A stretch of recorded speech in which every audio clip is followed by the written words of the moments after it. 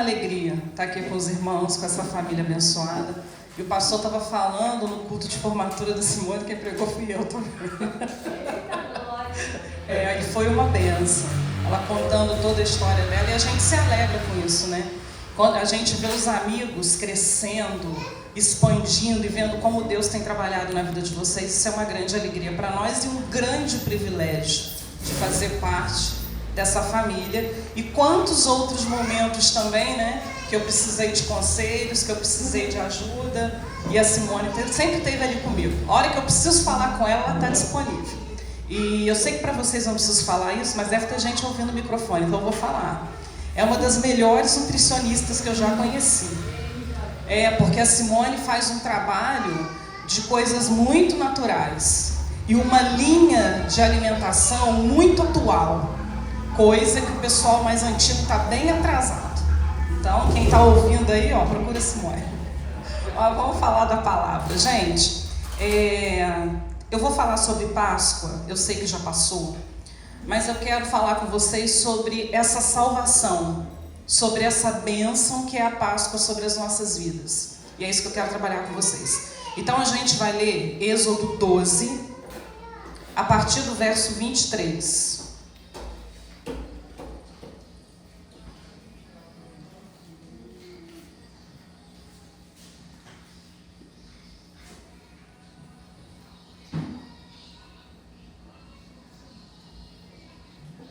A palavra diz assim: quando o Senhor passar pela terra para matar os egípcios, verá o sangue na viga superior e nas laterais da porta, e passará sobre aquela porta, e não permitirá que o destruidor entre na casa de vocês para matá-los. Obedeçam a essas instruções como decreto perpétuo para vocês e para os seus descendentes. Quando entrarem na terra que o Senhor prometeu dar a vocês, celebrem esta cerimônia. Quando os seus filhos perguntarem o que significa esta cerimônia, respondam-lhes: é o sacrifício da Páscoa ao Senhor, que passou sobre as casas dos israelitas no Egito e poupou nossas casas quando matou os egípcios. Então o povo curvou-se em adoração.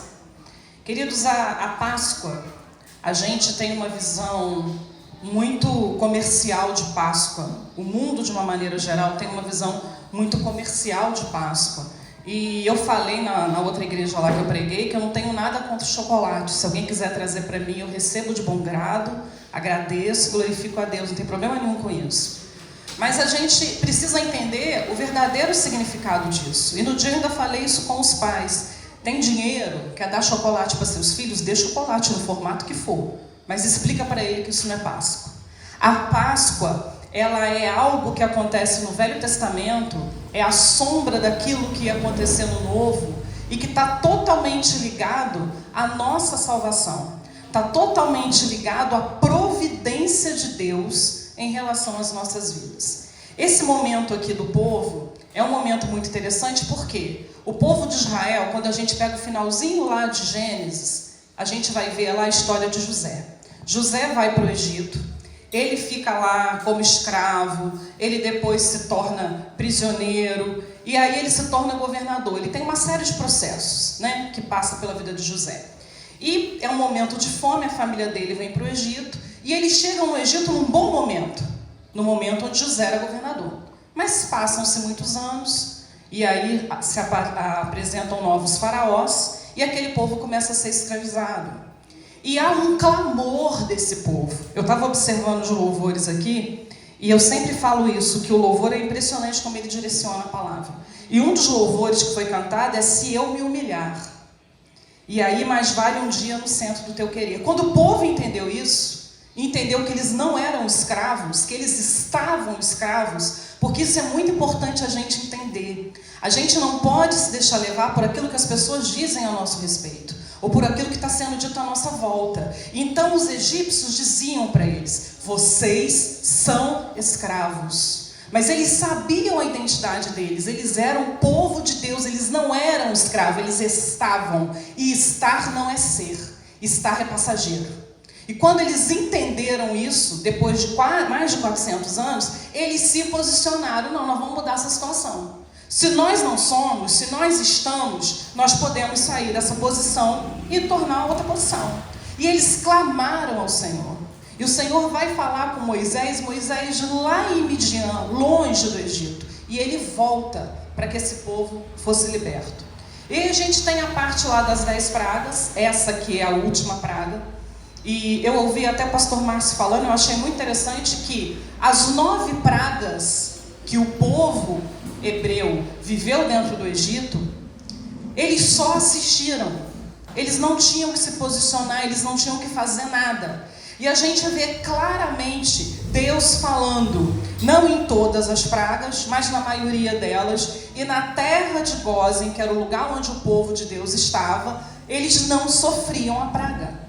A praga acontecia dentro do Egito, mas Deus preservava aquele povo. Mas porque o povo se posicionou, o povo tomou uma atitude. Nós não somos escravos.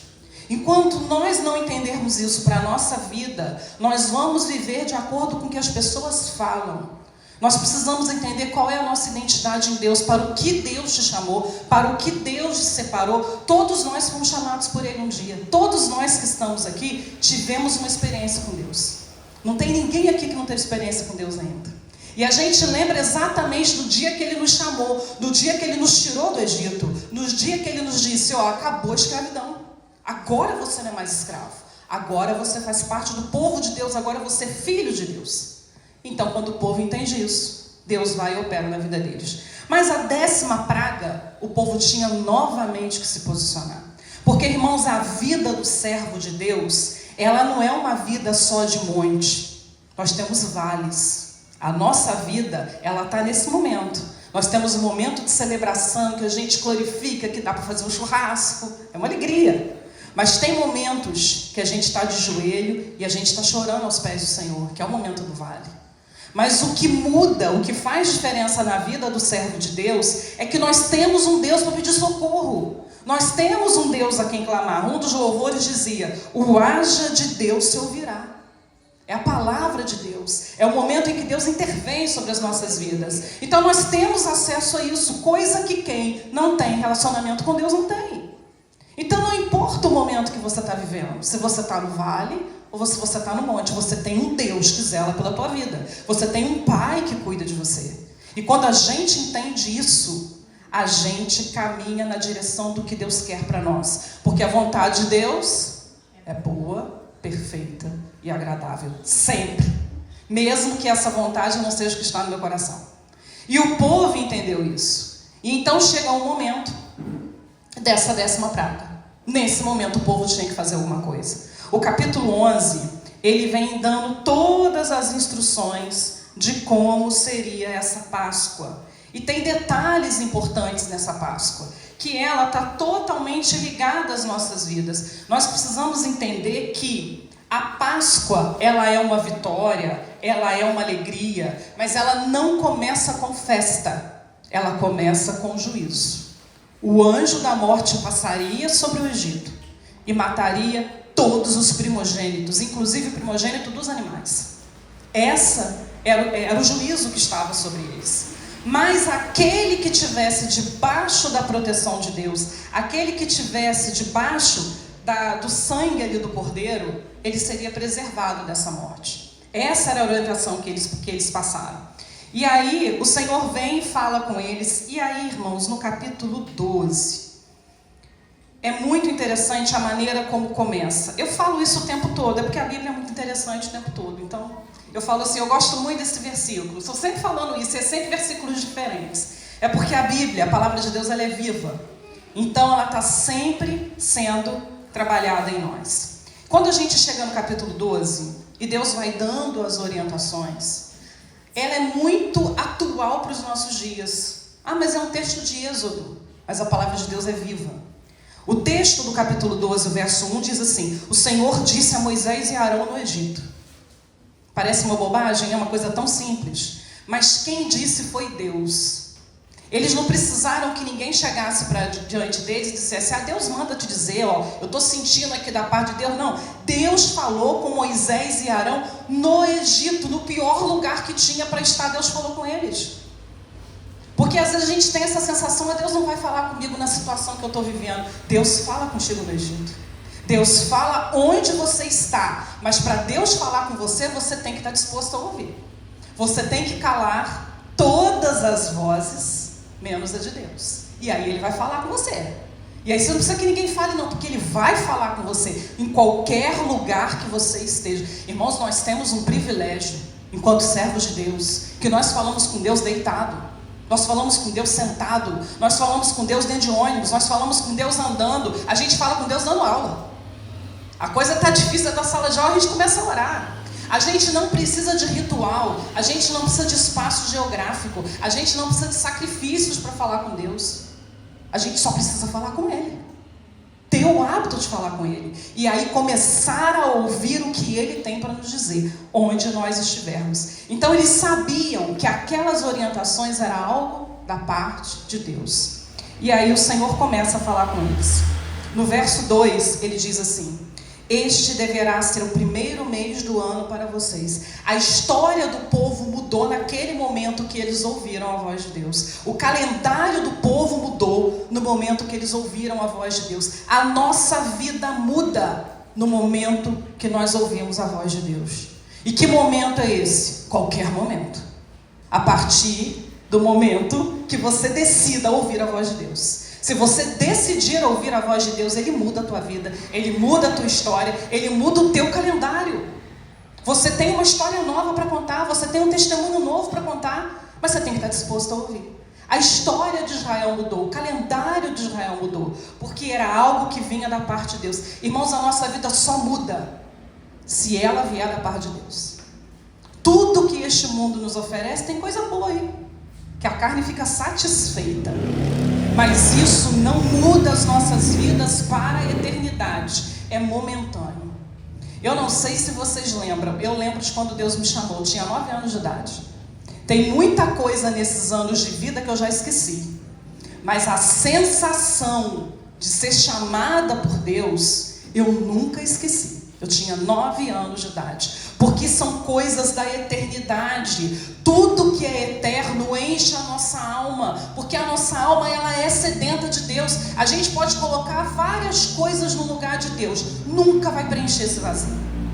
Porque o nosso coração, ele é do tamanho da presença de Deus. Se não é a presença de Deus que está te preenchendo, nada mais vai te preencher. E esse povo entende isso. A vida deles ia mudar a partir daquele momento. O verso 3 diz o seguinte, que eles tinham que separar um cordeiro e seria para a família. E esse cordeiro, se ele fosse muito grande, eu falei isso com vocês na quinta passada, era para você dividir com os seus vizinhos. Irmãos, o cordeiro, ele tinha uma série de questões. Não podia ser qualquer cordeiro. Eles não podiam ir lá comprar um cordeiro. Na época de Jesus era assim, você chegava lá no templo, estava vendendo cordeiro, você pegava o cordeiro. Mas nessa época não era assim.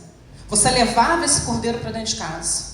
E esse cordeiro fazia parte da sua rotina. Tem 3 crianças aqui. Se você levar um bichinho para dentro de casa, eles vão botar nome nesse bichinho, não vão? Vão. Eu contei essa história, pastor repetiu. Pastor uma vez comprou umas galinhas lá para casa. E os meninos começaram a botar nome nas galinhas. E aí ele falou, não, o nome das galinhas é frita, assada, ensopada, porque essas galinhas vão morrer. Isso não é bichinho de estimação. Mas o cordeiro, ele ia morrer. Mas vai botar isso na cabeça de uma criança. Durante 14 dias eles se envolviam com o cordeiro. Eles cuidavam do cordeiro. Eles davam banho, limpavam o cordeiro, davam de comer para o cordeiro, davam água para o cordeiro. Eles criaram vínculo, eles criaram carinho por este cordeiro. E depois do 14º dia, do 14º dia, eles precisam matar esse cordeiro. E a gente vai ver, quando a gente faz um paralelo com Jesus, que o povo que andou com Jesus viveu isso. Porque Jesus é apontado por João Batista como o Cordeiro de Deus, que tira o pecado do mundo. Os discípulos andaram com o Cordeiro. Os discípulos conversaram com o Cordeiro, se relacionaram com o Cordeiro. Os discípulos colocaram o nome no Cordeiro. Maravilhoso Conselheiro, Deus forte, Pai da eternidade, Príncipe da paz, Emanuel, Deus conosco. Qual é o nome que você tem colocado no Cordeiro? Porque sabe qual é o nome do Cordeiro nas nossas vidas? É o Eu Sou. de quando Deus se apresentou para Moisés. Porque o Senhor, Ele é aquilo que nós precisamos para que a nossa vida mude. Ele é aquilo que nós precisamos para que eu comece a ouvir a voz dEle. Para que haja um novo calendário na minha vida. Então Ele é o eu sou. Botaram o nome no Cordeiro também. E o Cordeiro morre, Jesus morre. E o sofrimento que eles viveram em relação a isso. Então esse Cordeiro, ele era para a família. E você dividia ele com os vizinhos se ele fosse muito grande. Irmãos, o Cordeiro sempre é muito grande. Jesus é sempre o suficiente para nós. Mais do que o suficiente para nós. E a nossa função é dividi-lo com as outras pessoas. O que essa igreja está fazendo aqui, neste lugar? Esta igreja está dividindo o Cordeiro. As pessoas que estão ouvindo a pregação, o Cordeiro está sendo dividido. As pessoas que são convidadas para vir aqui, as pessoas que sentam aqui para assistir o culto, o Cordeiro está sendo dividido. Esse é o nosso trabalho, essa é a nossa função, é o nosso propósito enquanto os servos de Deus. Então nós estamos fazendo a mesma coisa que o povo fez na época. Era um Cordeiro sem defeito e ele dizia o seguinte sobre o Cordeiro, que a gente vê que é o símbolo de redenção. Era um Cordeiro sem defeito. E aí, quando dava esse 14º dia, eles iam matar o Cordeiro. E eles iam pegar o sangue do Cordeiro e passar na verga das portas. E quando o anjo passasse, o anjo da morte, não era o anjo trazendo presente, não. Era o anjo da morte. Quando ele passasse, ele ia ver sangue. E quando ele visse sangue, ele saberia que um cordeiro morreu por aquela família.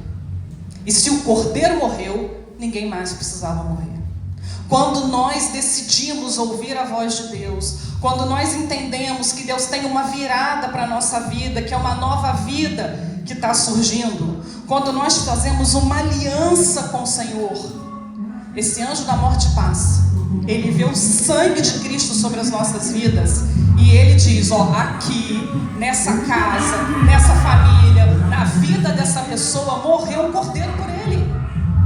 Então ele vai ser preservado porque um cordeiro foi morto pela tua vida. Um cordeiro foi morto pela minha vida. Um cordeiro foi morto pela nossa família. Jesus morreu pelas nossas vidas. E nós deixamos passar, irmãos, no dia a dia, com os desafios, com os problemas, com as labutas, nós não paramos para analisar sobre isso. Que o Senhor nos dá muitas coisas, porque a graça do Senhor, ela é enorme. A misericórdia dele, ela nos constrange. Não é só o amor que nos constrange, a misericórdia dele nos constrange. Mas maior do que qualquer coisa que nós podemos ter nesta vida, nós temos direito a uma salvação, porque nós nascemos com um decreto de morte eterna sobre as nossas vidas. Aquele povo estava com um decreto de morrer como escravo naquele lugar, construindo deuses estranhos para aquele povo. Mas no momento que eles tomam a decisão de ouvir a voz de Deus, no momento que eles entendem que a vida deles mudou, a situação deles também muda, eles deixam de ser escravos para se tornar um povo de Deus vitorioso. E para o anjo entender que um cordeiro havia morrido por ele. Se nós não entendermos isso, irmãos, nós não entendemos a grandiosidade da salvação para as nossas vidas. Então o sangue precisava ser passado. Isso era um sinal de livramento. Então não era mérito. A casa A não morreu o primogênito porque aquela gente é muito boa. É muito gente fina. O pessoal da casa B não morreu o primogênito porque eles têm uma situação financeira muito boa. O pessoal da casa C não morreu o primogênito porque eles fazem boas obras. Não era mérito, era a bênção de Deus, era a misericórdia de Deus sobre aquele povo. Era só para quem tinha um pacto. Era só para quem tinha uma aliança. Era só para quem tinha relacionamento, para quem tinha compromisso com Deus. Tinha compromisso. Vivia. E a nossa vida é assim, irmãos. Eu até comentava da pastora que faleceu e traz uma certa tristeza pra gente quando a gente escuta isso, mas eu ouvi uma vez um pastor dizer que o crente sempre vence. Porque na situação dela, a gente pode sentir ausência, a gente pode ficar triste, mas ela nasceu 2 vezes e morreu uma só. Porque ela nasceu de forma humana, Ela morreu de forma humana, mas ela nasceu novamente para Cristo. Agora, quando nós não ouvimos a voz de Deus, quando nós não submetemos ao que Deus tem para nós, você nasce uma vez e morre duas. E é isso que acontece com quem não quer ouvir a voz de Deus. Foi o que aconteceu com o Egito.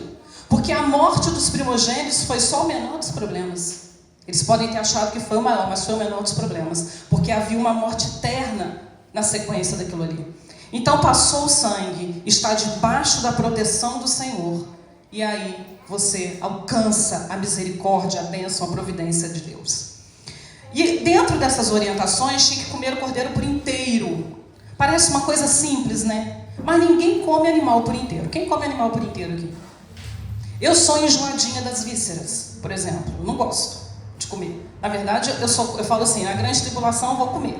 Mas enquanto não começar a grande tribulação, eu posso comer a parte nobre, né? Pois é. Mas as vísceras é uma parte que mais tem proteína e vitamina. Se eu estiver errado, depois a nutricionista corrige, depois que eu for embora.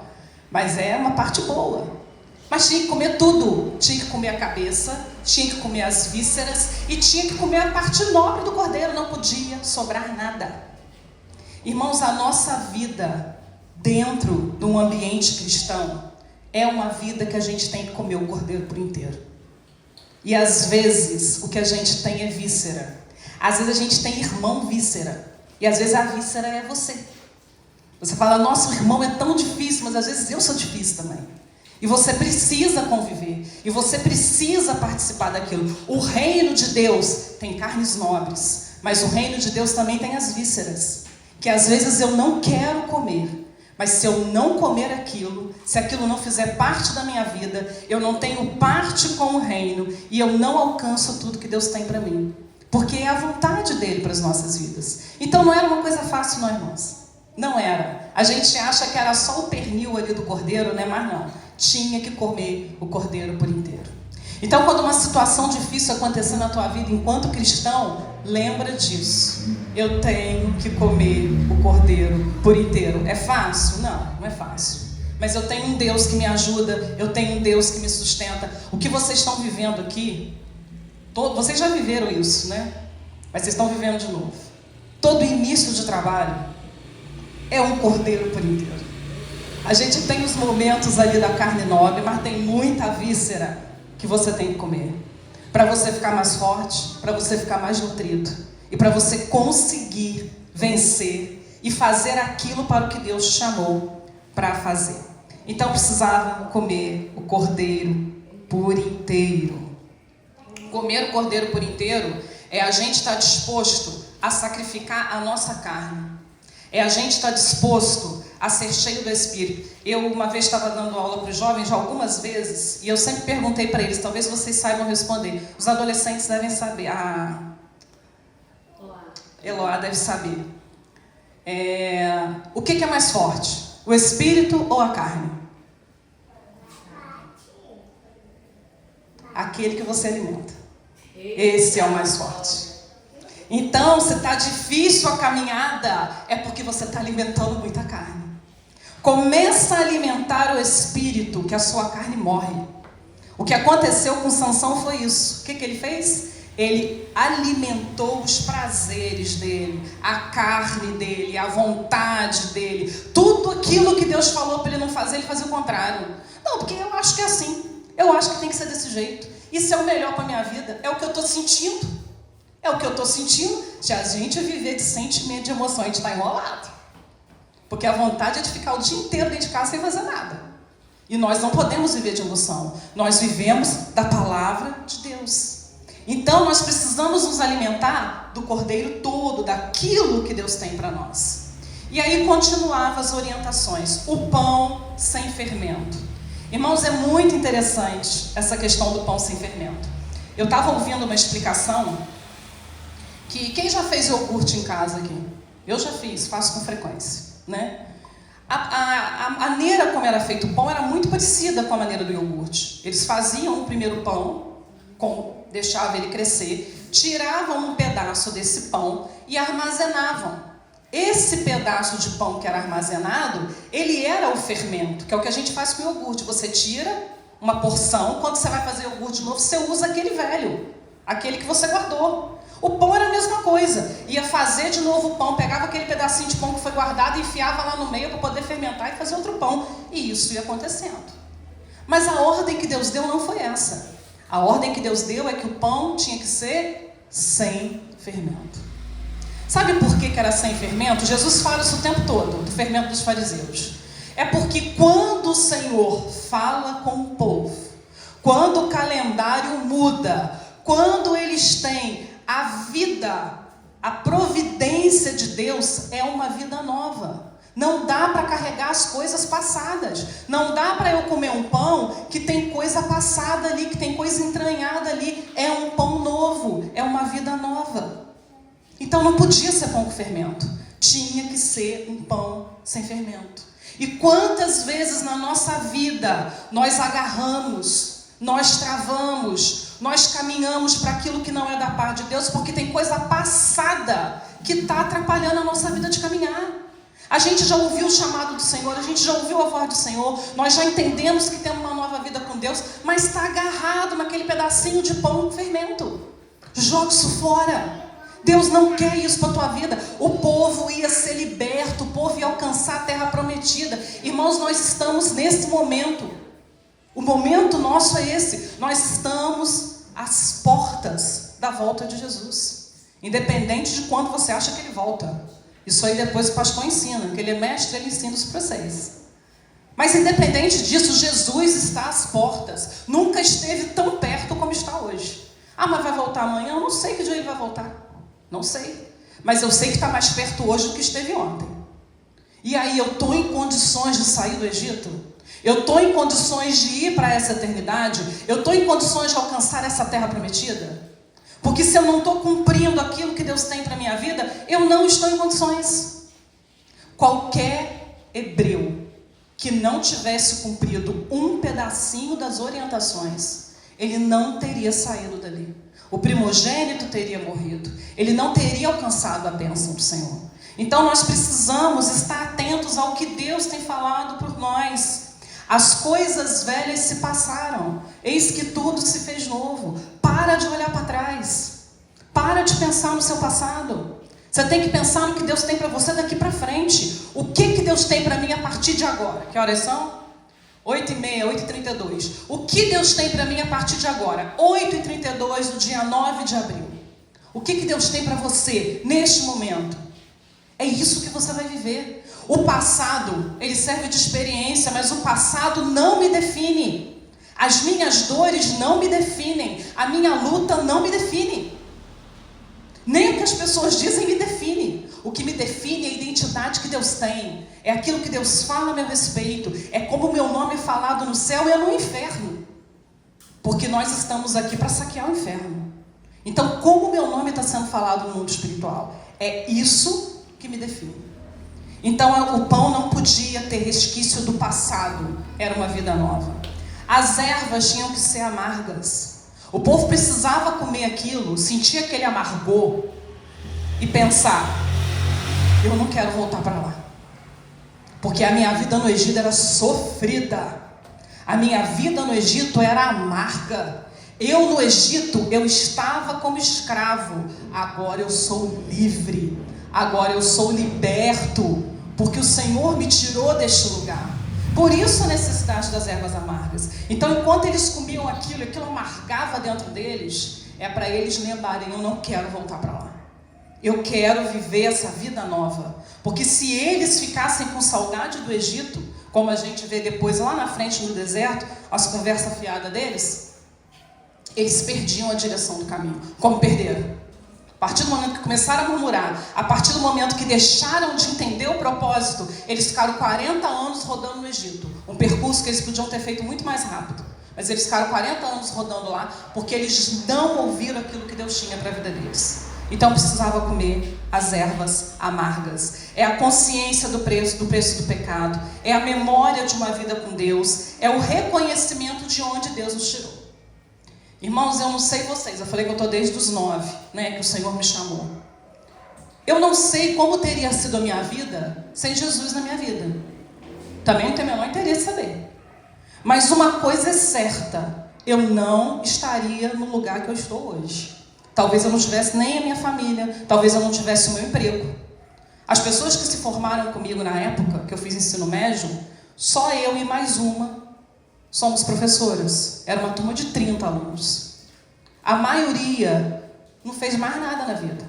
Um ou outro aí se formou em outra coisa, trabalha em outra coisa, mas não foi a realidade da turma inteira. Mas o que me fez chegar onde eu cheguei hoje, com a minha família, com a minha profissão, com a minha vida onde está?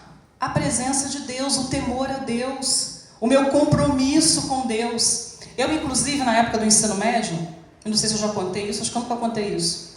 Na época tinha processo seletivo para o ensino médio aqui em Paraíba. E todo mundo queria estudar à noite. Eu estava com 13, 14 anos.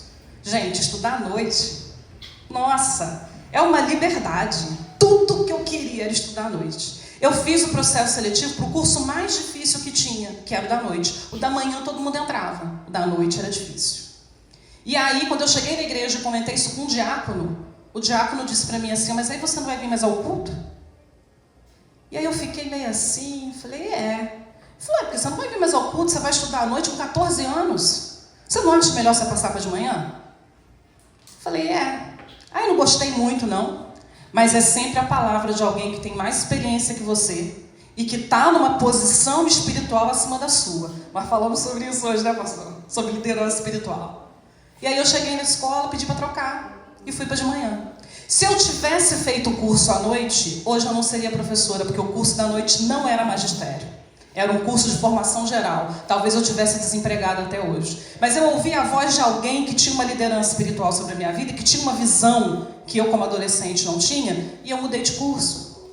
Então nós precisamos estar atentos a isso. Deus te tirou de algum lugar. Ele te trouxe para a presença dele. E o que você tem feito a respeito disso? Você tem usufruído dessa bênção? Você tem se dedicado a Deus? Porque, irmãos, o Patrick falou aqui de oferta. Nós só podemos devolver para Deus aquilo que Ele já nos deu. Então, tudo isso que nós estamos fazendo aqui, a gente só está entregando aquilo que nós já recebemos. Porque tudo é dele. Tudo é para Ele. A glória e a honra é para Ele. Então, quando nós ouvimos a palavra de Deus, nós alcançamos a bênção. E aí, o detalhe do verso 11 diz que tinha que comer rapidamente. Irmãos, nós não temos mais tempo.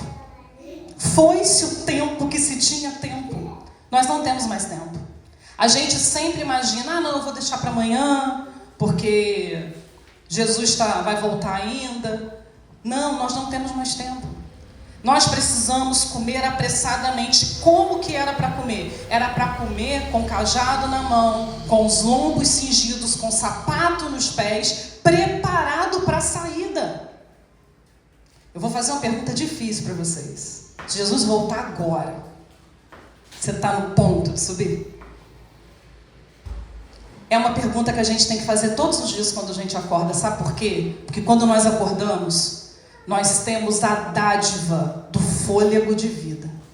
Quantas pessoas vocês conhecem que foram levadas de 2020 para cá? 2020 foi o ano, né?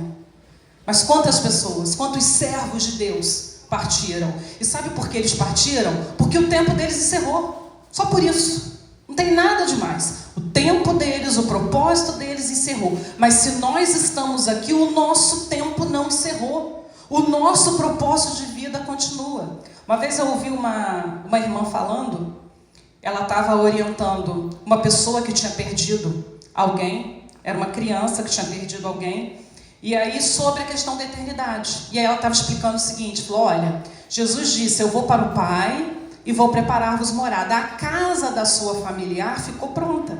Ela foi morar com ele. O dia que a sua casa ficar pronta, você vai para lá também. E a nossa casa ainda não ficou pronta. É uma fala infantil, mas ela é muito didática e pedagógica para a gente entender. A minha casa está em construção. Se ela vai ficar pronta amanhã, eu não sei, acredito que não. Mas ela está em construção. Enquanto ela está em construção, eu estou aqui trabalhando no reino. Eu estou aqui vivendo o reino. Porque, irmãos, nós somos felizes plenamente quando nós estamos debaixo do propósito de Deus. Qualquer outra alegria, qualquer outra felicidade é passageira. A gente come um chocolate, é uma alegria, né? Para quem gosta, é muito bom. Até ele acabar. Ele acabou a alegria. É simples assim. Pudim, quem gosta de pudim? Eu adoro pudim. Eu como aquele pudim devagarzinho. Eu escutei a Letícia falando com as crianças, come devagar. A gente come devagar, né? Para que não durar mais tempo. Acabou o pudim, acabou a alegria. Até porque você pensa no peso que aquele pudim vai dar na balança depois. Então a alegria é só naquele momento. Mas a alegria do Senhor, ela é eterna. Ela é de eternidade a eternidade. E a gente só tem essa alegria quando nós estamos dentro do propósito de Deus. Quando nós estamos debaixo da proteção do sangue do Cordeiro. Porque se nós sairmos daqui, irmãos, nós estamos sujeitos a qualquer coisa. Enquanto nós estamos debaixo dessa proteção, nós estamos guardados e preservados por Ele. E aí a gente vai ver que na época de Jesus, essas coisas também aconteceram. A instituição da Páscoa, porque Jesus, ele tem a última ceia, e ele morre nesse período, e ele ressuscita no dia da Páscoa. Só que Jesus apresenta uma nova Páscoa, aonde o corpo dele é alimento e o sangue dele é bebida para nós. Quando nós ceiamos aqui, que dia que vocês fazem ceia aqui? Primeiro domingo? Segundo domingo. É igual lá no Inema também. A gente ceia de uma forma tão normal, tão comum, que a gente não para pensar isso. Que muitos daqueles que ouviram Jesus falar, eles não entenderam do que Jesus estava falando. Como assim comer da minha carne? Como assim beber do meu sangue? Mas é isso que nós fazemos, nós celebramos a morte e a ressurreição de Jesus até que Ele venha. A ceia é um momento importante. Domingo agora vocês vão cear. Domingo agora? Domingo agora. Vai ter ceia aqui. É o momento de se colocar diante do Senhor, é o momento de agradecer pelo sacrifício dele que trouxe vida a mim. Eu já devo ter falado lá na outra igreja, mas do momento de Maria Madalena, quando ela encontra com Jesus, e é um momento muito importante, porque é exatamente esse momento da salvação. A gente vai ver em todo o Velho Testamento, o povo, quando ele entendia que o Deus de Israel era o Deus verdadeiro, ele fazia parte do povo. Quando você vai ler lá a história de Ruth e Noemi, Ruth começa a fazer parte do povo. O livro de Ruth inteiro, ela é chamada de Moabita. Mas quando chega lá em Gênesis, ela não é mais Moabita, porque a identidade dela mudou. Ela entendeu que Deus era o Deus dela, ela deixou de ser Moabita para fazer parte do povo de Deus. Mas quando Jesus morre, essa história muda. Porque qual é a fala dele para Maria Madalena? Ele diz para ela, olha, eu vou para o meu Deus, que é o vosso Deus. Mas ele também diz, eu vou para o meu Pai, que é o vosso Pai.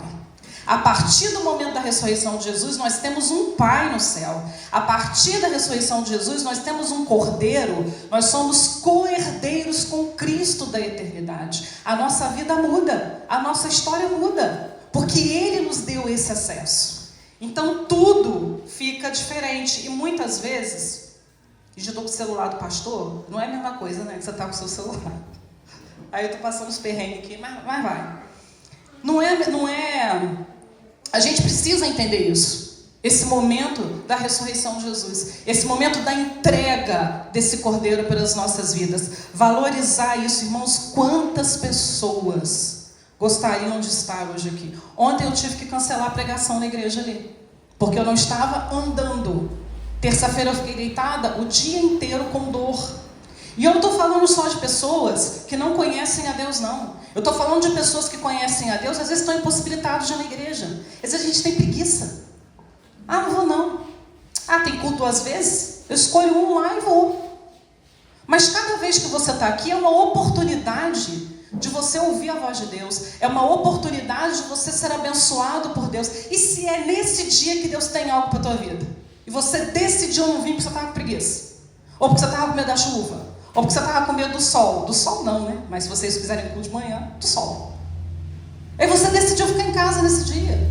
Aquele povo, qualquer decisão, lá em Êxodo, que eles tivessem tomado pelos sentimentos deles, eles não teriam sido libertos. Porque as nossas decisões, elas devem ser a partir da palavra de Deus. E aí eu vou comentar rapidinho desse paralelo de Jesus com o Cordeiro. A gente vê Jesus como um cordeiro sem defeito, sem mancha.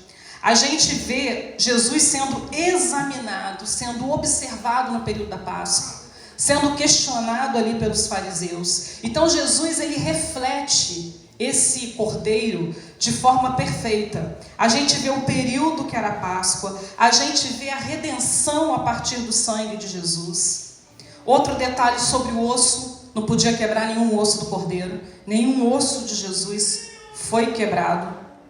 Jesus foi morto na cruz, o cordeiro foi consumido, e a morte de Jesus é a nossa libertação. Assim como a morte do cordeiro foi a libertação, a nossa morte é a libertação. Irmãos, o povo comemorou uma festa de algo que não tinha acontecido. Vocês têm ideia disso? Eles estavam comemorando uma coisa que não aconteceu. Mas eles comemoraram por quê? Porque eles creram, porque o Senhor falou a Moisés e a Arão, foi Deus que falou. Nós precisamos comemorar, nós precisamos enxergar com os olhos da fé, porque se nós enxergarmos as coisas com esses olhos naturais, nós estamos enrolados. O que a gente consegue ver de bom? A gente não consegue ver muita coisa de boa, não. Mas quando a gente crê no Deus que a gente serve, quando a gente crê no Deus que nos chamou, nós conseguimos comemorar algo antes que ele aconteça. O meu enteado falou isso. Queria fazer churrasco lá em casa, churrasco. Falei, deixa eu aposentar para a gente fazer o churrasco. Ele falou, não, vamos fazer para comemorar por antecedência. Eu falei, vamos fazer. Fizemos o quê? No dia da Páscoa. Fizemos para comemorar. Aconteceu? Aconteceu. Mas eu já comemorei. Vamos comemorar antes de acontecer. Vamos acreditar nesse Deus que a gente serve. E outra coisa importante da gente entender sobre a questão do juízo, porque às vezes as pessoas até falam conosco, mas isso não é justo. O que é a questão do juízo? Eu ouvi isso, eu repeti, ele repetiu, agora eu vou repetir de novo. A questão do pecado, ele não é o que você pecou, não é o pecado, mas é contra quem você pecou. Por exemplo, eu estou aqui pregando, vocês não gostaram da pregação, aí alguém pega uma Bíblia e taca em cima de mim, fala, nossa, que pregação ruim. O que vai acontecer? Eu vou ficar aborrecida, talvez eu vou chamar a polícia aqui, mas vai dar muita coisa não. Mas não taquem a Bíblia, tá? Mas se o senhor presidente da República estivesse aqui falando para vocês e alguém tacasse alguma coisa nele, a coisa ia ficar ruim.